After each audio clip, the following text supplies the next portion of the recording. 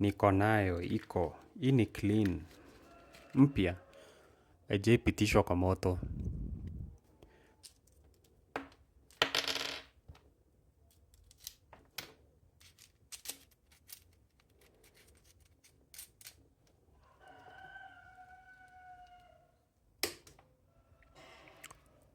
So it's on.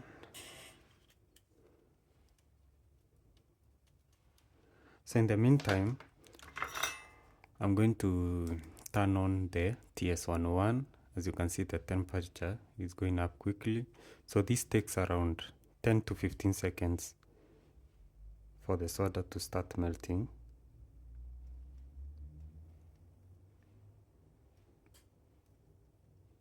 As you can see, it's already started to melt.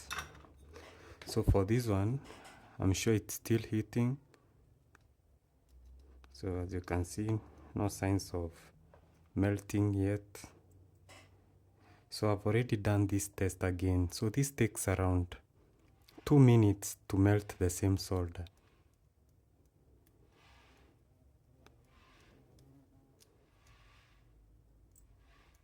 A few minutes later, at least we get some action.